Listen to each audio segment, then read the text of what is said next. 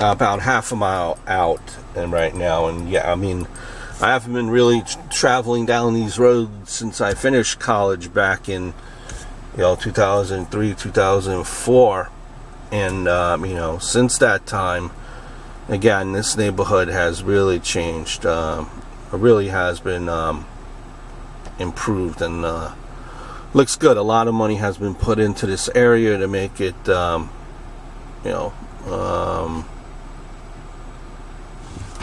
viable, livable. It's a different time in this area. Really nice to see. So we're continuing down this road about half a mile, less than half a mile now.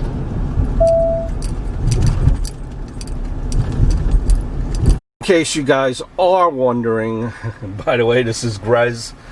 Hope all is well. This is also from the Bleachers Sports Show, which I will explain later on at the end of this video. But we are going to kind of tell the story of Roy Campanella. And we're going to start at Ebbets Field, a legendary place if you're a sports fan. Ebbets Field, and that's where the story begins. And join me on this fun journey, guys. It should be a fun one. Right now we're about literally about 2 minutes away from where it was Ebbets Field. As you can see, it says 1962. This is the former site of Ebbets Field, 1720 Bedford Avenue. It's where Ebbets Field once stood. You know, home of the Brooklyn Dodgers, and it held many. It was home to football teams as well. But let me give you the outside shot. This is how it actually looks. Ebbets Field, home of the Brooklyn Dodgers, was demolished, and up by 1960, everything was already gone. The building was already being built, complex. So by 1960, Ebbets Field was demolished, and these buildings, apartment complexes, were being built. And this was actually has since been called Ebbets Field complexes.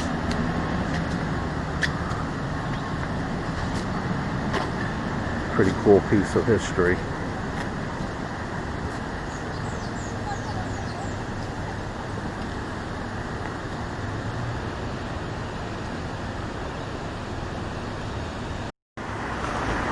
So just in case you're wondering, the apartments do go here around here for $23.50, $24.50, in around that price range.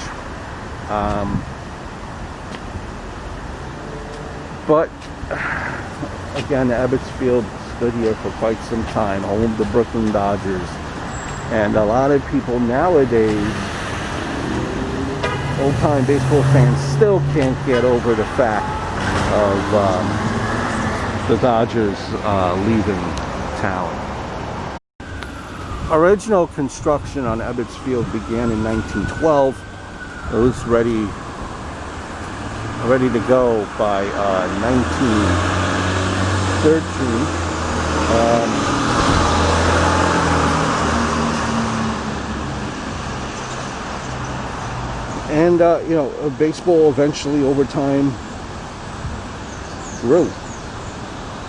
What the original capacity was for Ebbets Field was not the case. It was not the final capacity. It grew in numbers.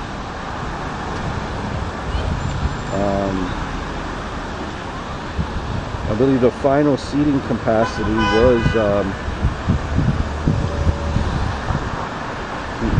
about 33,000. 35 if you're stretching it. And you know, long story short, that's kind of the problem eventually. That was the demise of Ebbets Field. You know, the Brooklyn Dodgers, very successful team here. You know, you have players like Roy Campanella, Jackie Robinson. You know, these type of guys, legendary, historic names, graced the baseball field. And the baseball popularity, it grew. You know, Ebbets Field never seated more than 35,000 people. And the constraints of the neighborhood made the expansion impossible. Had almost no automobile parking for the Dodger fans who moved to, you know, the suburbs out in Long Island, though it was near a subway station. Walter O'Malley, who obtained majority ownership of the Dodgers in 1950, and now plans for a privately owned dome stadium in the Atlantic Yards in Brooklyn, which is the Barclays Center, and I'll show you guys that. However, the New York City building commissioner at that time, Robert Moses, he refused to help O'Malley. So he refused to help O'Malley. Instead, you know, he was saying that you know, the Brooklyn Dodgers should go, let's say, to Flushing Meadows, which is in Queens, and O'Malley didn't want to do that because he was saying that they are the Brooklyn Dodgers, not the Queens Dodgers. And as a result, O'Malley began to kind of flirt with the Los Angeles Dodgers, and the rest is history. Why that happened, how Los Angeles makes more sense than Queens is beyond me, but that is what happened. And eventually the Dodgers did move from Brooklyn, broke everyone's heart. This is right across the street from where Ebbets Field was.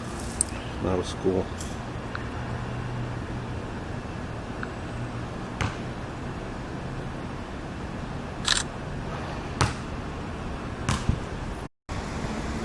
This is still in and around the buildings. I'm trying to find home plate. For the life of me, I cannot find home plate. That's where this field would have stood.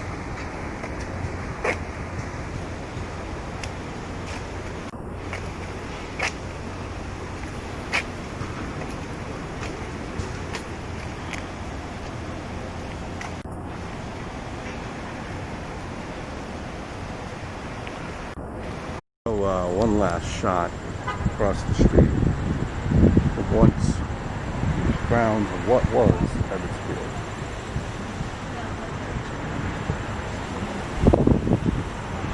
So now, as you see, Robert Moses and Mr. O'Malley are on an impasse. We're still now traveling into, we're about 1.5 miles away from where the Atlantic Yards was, which now stands where the Barclays Center stands. And this is where O'Malley wanted to bring the Dodgers, and well, Robert Moses said no to. So this is about 1.5 miles away. About half a mile away from the Barclays Center. Again, like I said, you know, when the Barclays Center came out here, a lot was done and a lot of improvements have been made. I could see this part, you know, this part of the area, it was never like this. You know, it's developed. It looks very, very nice. A lot of businesses have opened up here. A lot of people shopping, which is always good for a community. It's instead of people trying to run away from a community, a lot of people are now flocking into this area. And we're going down Flatbush here. So, right there would have been the Barclays Center. There's the Barclays Center, and which was the kind of the area where O'Malley's wanted to put the Dodgers in.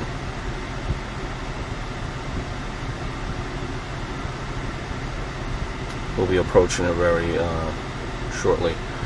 You know, when Brooklyn left, you know, a lot of fans left with them in a sense of, even though they, you know, they still continued to root for them.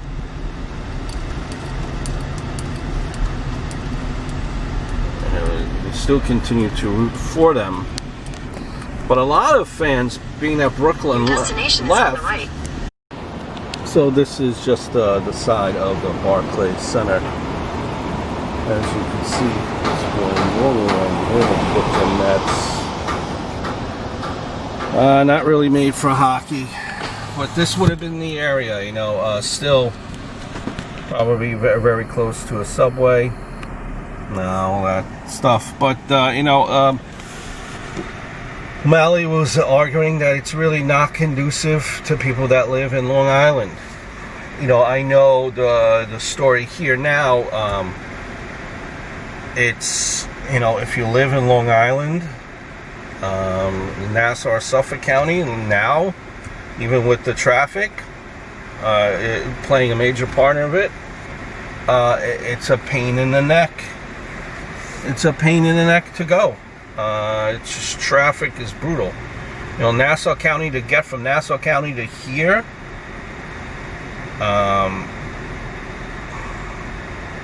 with traffic, forget it. It's a 2-hour, 3-hour trip.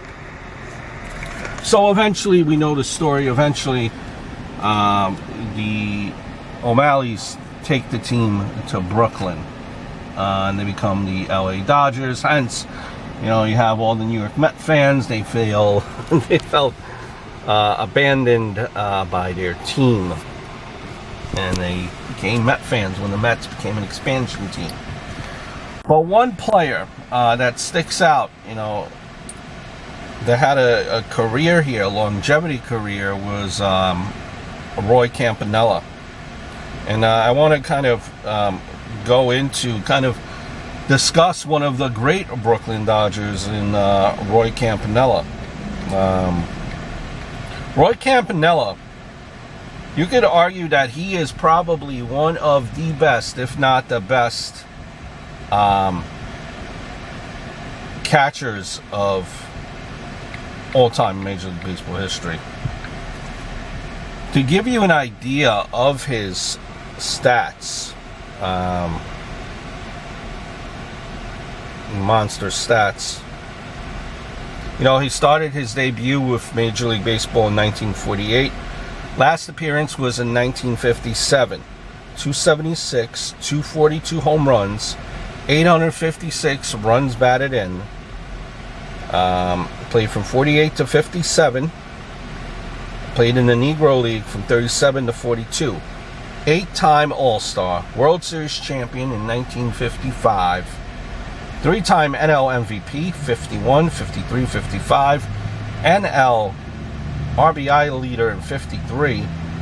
And his number 39 has been retired.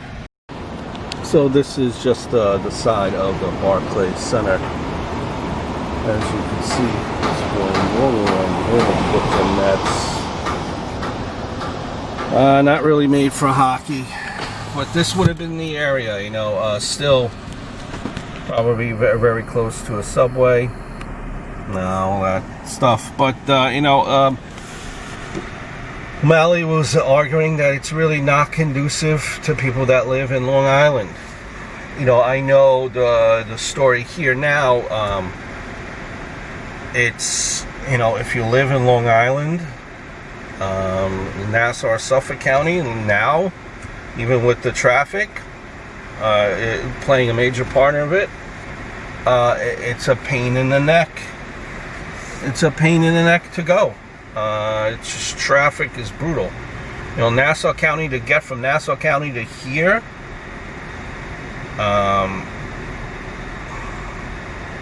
with traffic, forget it. It's a 2-hour, 3-hour trip.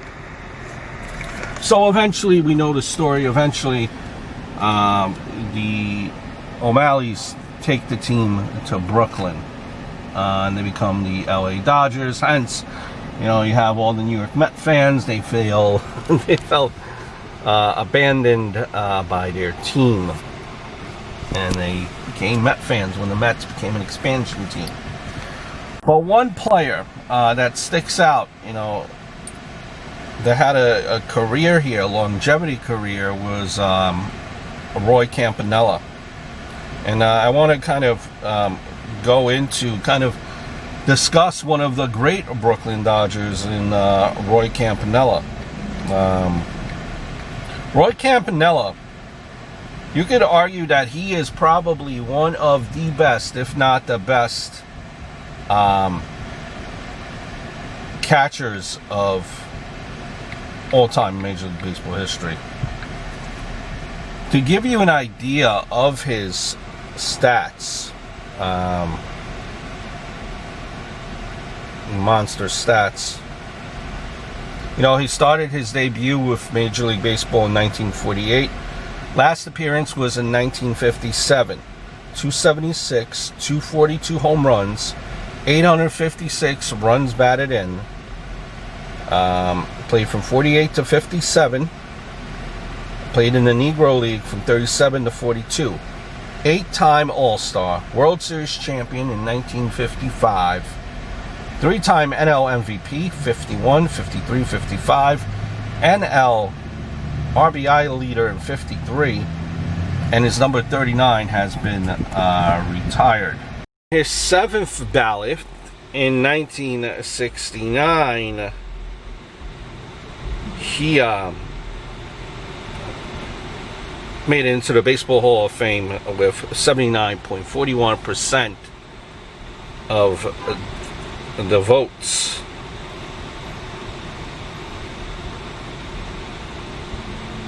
You know, you throw in Piazza, Fisk, Bench, gotta throw in Campanella.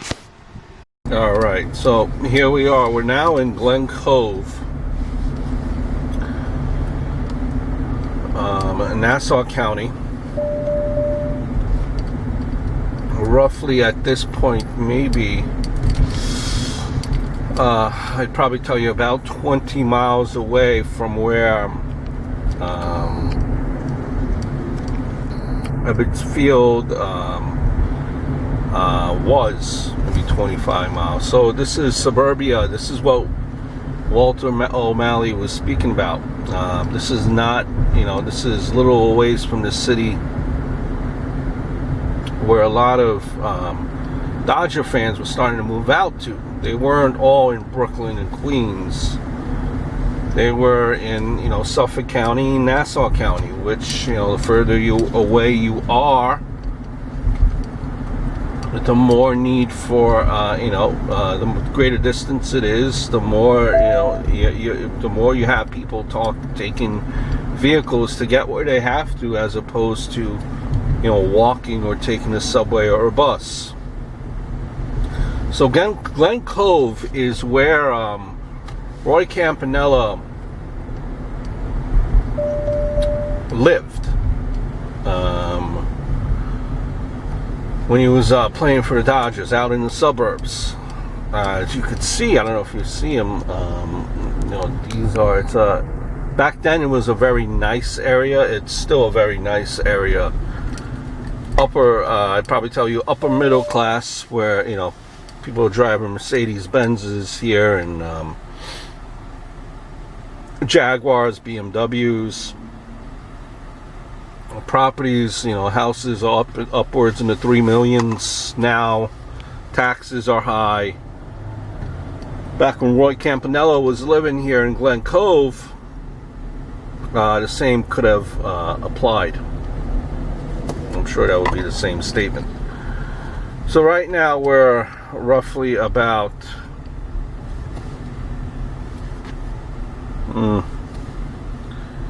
couple of, maybe about 10 minutes away to our site here. And so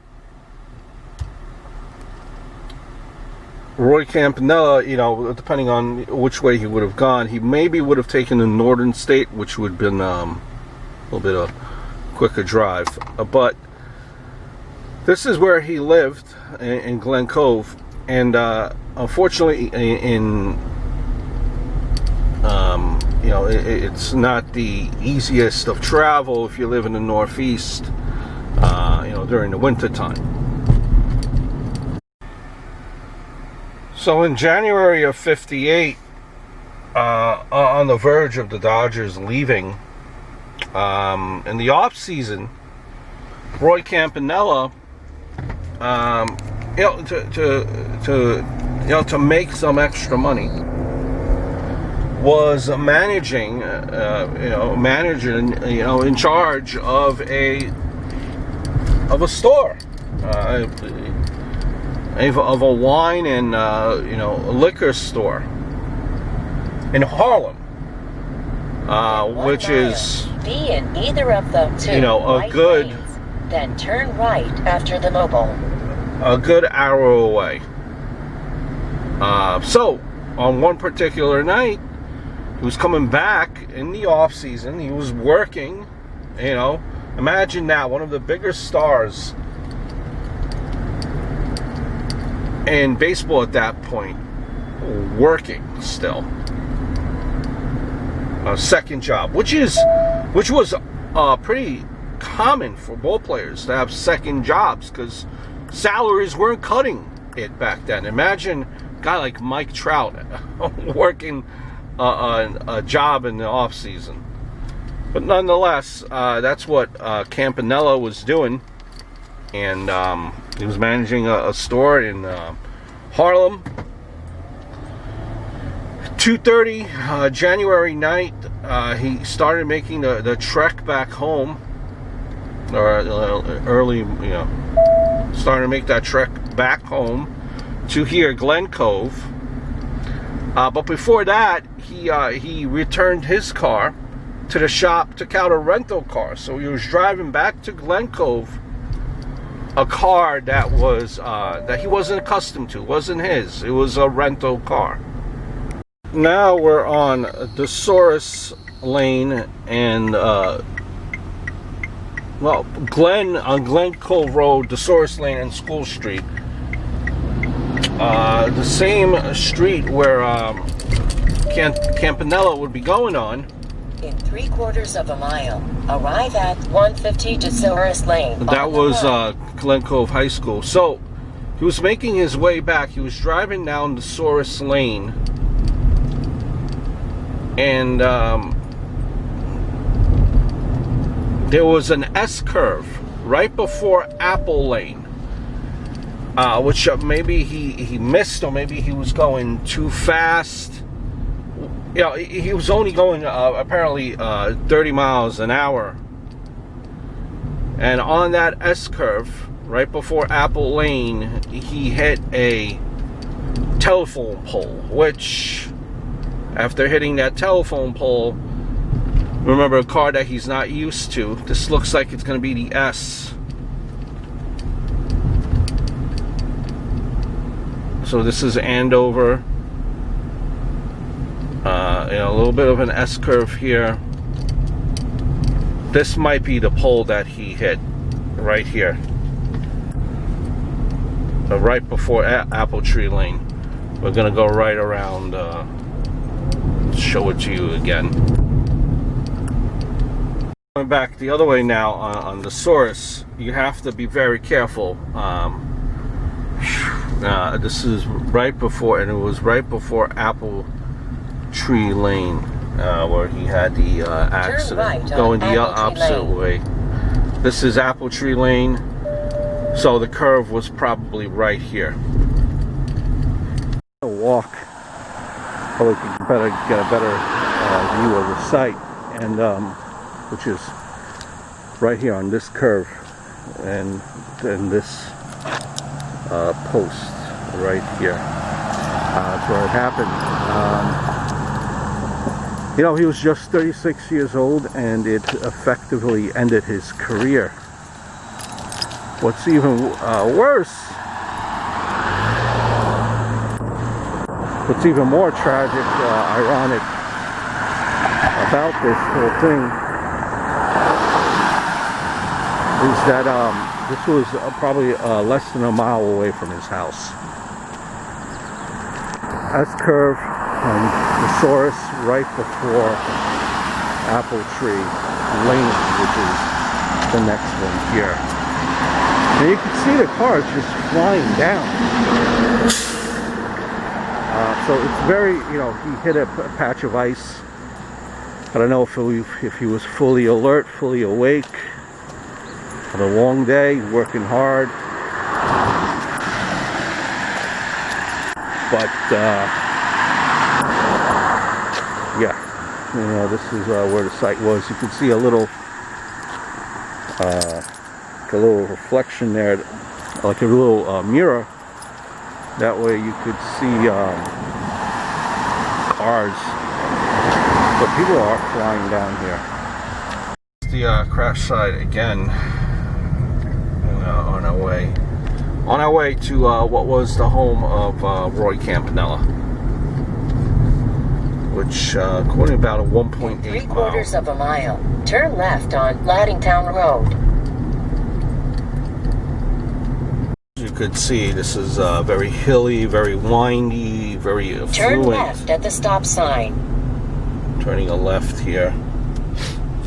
These roads, something that you normally do not see out in these. In 1/2 mile, turn left on Westland Drive.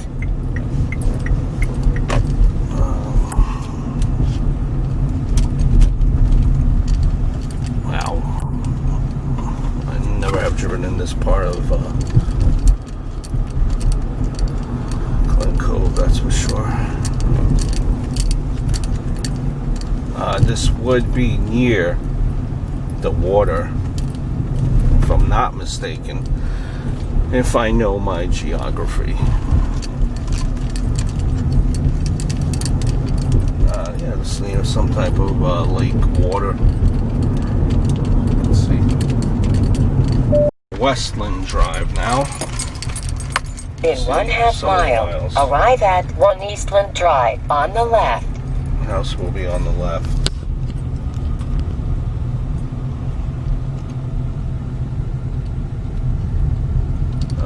It'll be a ranch style home. But you know, on the left, it's you're overlooking the water. It's beautiful property. I'd probably tell you that a lot of, you know, players, you know, hockey players from the Islanders, or you know, the local teams out here, they probably, you know, if they want to travel a little bit outside and be accustomed to just a little bit more space, this would probably be a nice area to consider.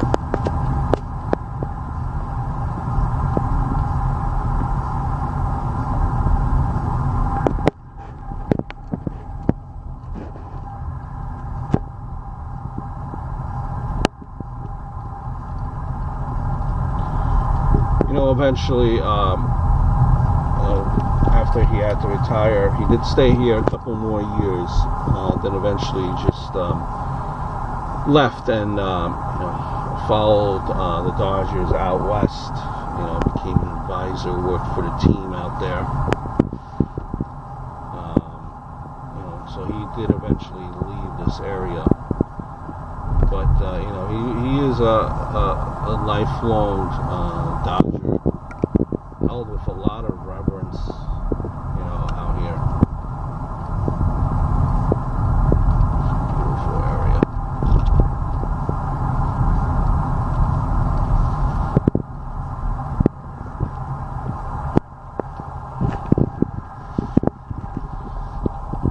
Arriving at 1 Eastland Drive on the left.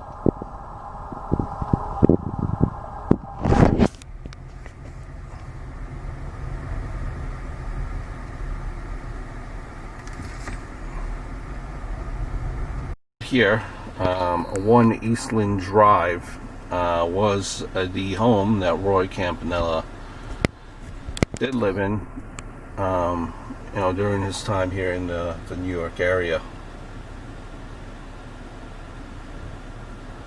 Passed away, I believe it was in '93 at 71 due to heart failure. This was, you know, waterside property.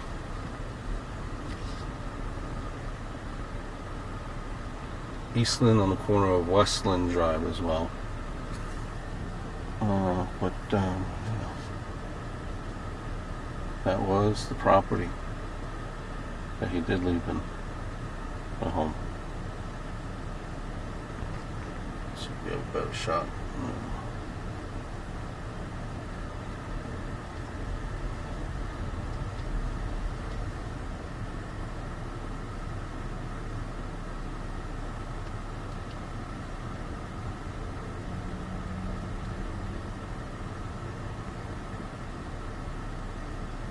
Alright guys, so if you like this video, this type of style video,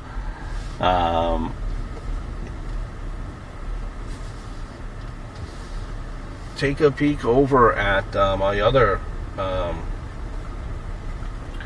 channel, which would be Grez, and I cover you know, I cover various you know, other topics, you know, filming locations, famous childhood homes, famous things, you know, in pop culture, TV, everything.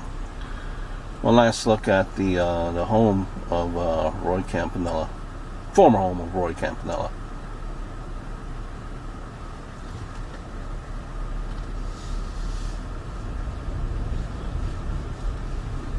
So yeah, if you like From the Bleachers, if you're a big fan of that show, always check out Grez. It's a lot of you know, a lot of I think interesting topics that I covered there, and